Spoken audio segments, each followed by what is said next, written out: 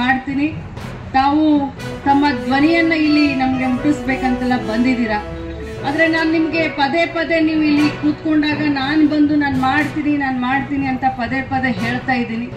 ಏನು ಸರ್ಕಾರಕ್ಕೆ ಕೂಡ ಏನು ದೊಡ್ಡ ಹೊರೆ ಏನು ಆಗೋದಿಲ್ಲ, ನನಗೂ ಗೊತ್ತಿದೆ, ಲೆಕ್ಕಾಚಾರ ಎಲ್ಲ ನನ್ನ ಎದುರುಗಡೆ ಇಟ್ಟಿದ್ದಾರೆ. ಆದರೆ ತಾವು ಸ್ವಲ್ಪ ತಾಳ್ಮೆಯಿಂದ ಇರಿ. ಇಷ್ಟು ದಿನ ತಾಳ್ಮೆಯಿಂದ ಇದ್ದೀರಾ.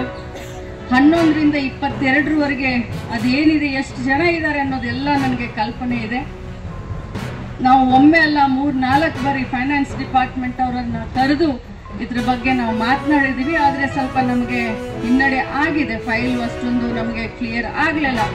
ಬಟ್ ನಾನು ಹಿನ್ನಡೆ ಆಗಿದೆ ಅಂತ ಸುಮ್ಮನೆ ಕೂರೋಳು ಅಲ್ಲ.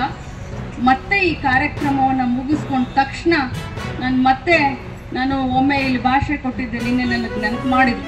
CM ಅವ್ರ ಹತ್ರ ಒಂದು ಟೈಮ್ ತಗೊಳ್ತೀನಿ ಅಂತ ಹೇಳಿದ್ರಿ ಮೇಡಮ್ ಅಂತ.